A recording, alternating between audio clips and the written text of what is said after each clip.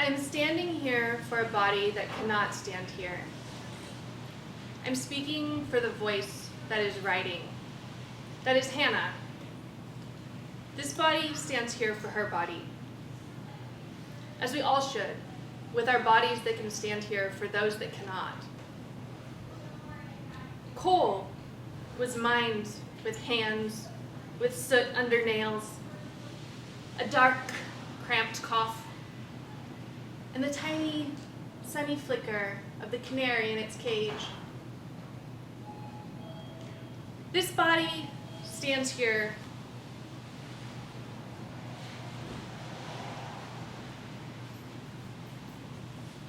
for a body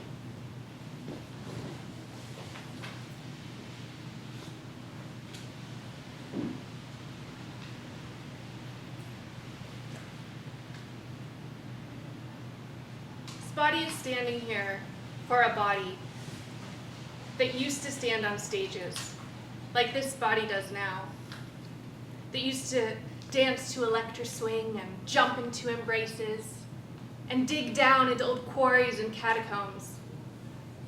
This body is standing here for a body that 4 years ago found an abandoned coal cellar under the streets of Paris.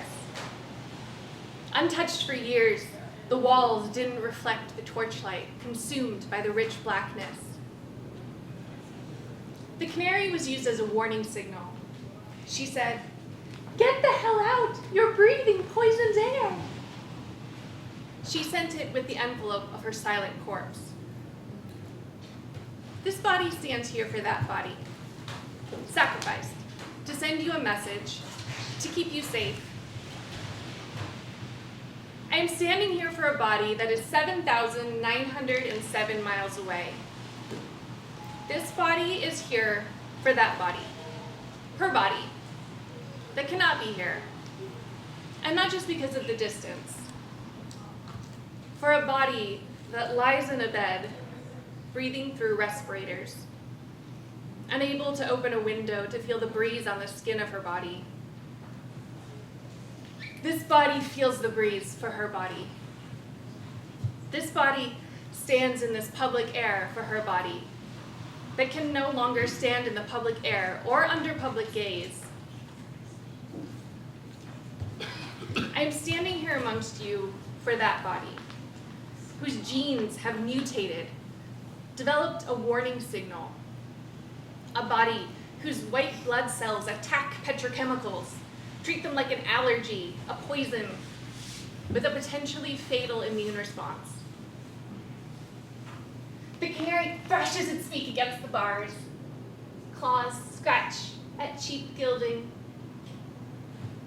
Her cells on a hair trigger, changing system pathways at will to explode, stuck on an endless feedback loop until every single source of food and water and breath is lost to the rising tide of reactivity. A body injected with biologics and chemotherapy and pain, just to only barely survive the uninhabitable spaces we create around it. A body whose throat swelled up because her nurse accidentally wore eyeliner. A body swollen with hives from a piece of plastic. A body shaken with 100 seizures daily because of the propylene glycol in your soap. A body that can smell your laundry powder from across the street. Smell what you ate 3 days ago through your skin. Smell bacteria. This body stands here for a body that doesn't know if it is an evolution or an illness. The last ink and paper book she read was David Bowie is Inside. She had to wear a gas mask and sit far away. She wants to ask me not to wear scent when my body stands here for her body. She hesitates. What kind of climate activist body would wear scent? What kind of activist when 90% of the chemicals that make up scent are petroleum derived? She asks again because the answer is most of us, unknowingly. And makeup, hair products, synthetic fabrics, synthetic leathers, moisturizers, cleaning detergents. Our bodies soaked and wrapped in fossil fuels. Because the media drives that tell us to ditch our straws don't let us know that washing synthetic fabrics in your home is one of the highest sources of microplastics in our oceans and in our lungs.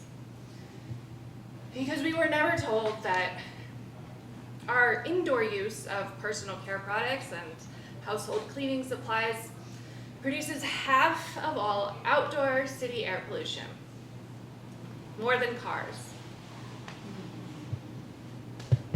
The little canary breaks out of the cage, yells, "Fuck you, capitalist coal junkies," and flies off into the sky. This body stands here for those bodies that are changing into bodies that can't stand here, like this body. The 34% and rising of bodies that are noticeably injured by these scents and plastics and whatever that we pretend we need, but we could be free from in an instant. Up high, high like a cloud, all the canaries are free of their cages, flashing bright yellow in the sun like a light. This body stands here for her body and breathes and breathes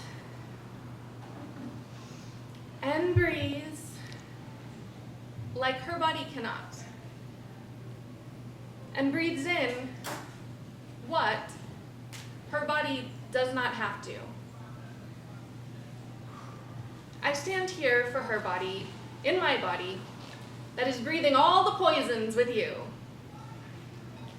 And a rain of yellow feathers tumbles down, soft on your nose and eyelids, and the canaries are stripping off their wings. They say, "Never again will we be made to feel like our lives are lived for your profit." And on the dead branches they stand, gloriously naked. We stand here for their bodies. The canaries have dipped their little beaks in soot and scrawl, "Fuck the Anthropocene," and "Oil is genocide," and "Drown the 1%" across each other's tiny naked bodies. And welts and hives rise up around the letters. My body asks her body what it feels like for her body to be so damaged by all the tiny personal choices of our day. Her body tells my body that she feels like the earth. So this body here stands here also for the earth that cannot stand here and cannot speak to us except through the envelope of silent corpses. The canaries drop themselves onto the hoods of cars in New York, onto department store skylights in London, onto ferries full of tourists in Paris. Their bodies catch on the girders of the Sydney Harbour Bridge. Talons tangle in the hair of Hitchcock heroines. Tiny pink, blistering bodies fill the chlorinated fountains. And I fill my lungs with this poison air, to shoot bullets of words through this poison air. Because my destruction will not be silent. In their death rattle, the canaries say, "This is the message we send with our bodies. We are not your warning signal anymore. You don't need a warning if you just stay the fuck out of the coal mine. Stay the fuck out of the coal mine." This body is here amongst their bodies, and also stands here for their bodies and for the bodies that cannot stand here. Some lay struggling, not quite dead, on hot tarmac, wing bones broken, beaks shattered. And tiny manacles are placed around their ankles as police gently scoop them up to be put back in cages. The words are washed from their bodies.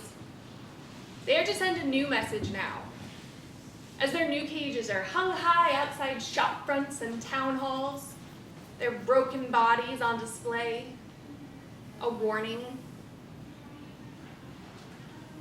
But sullen, silent stares seem to say something different than what their captors wish their caged bodies to be saying.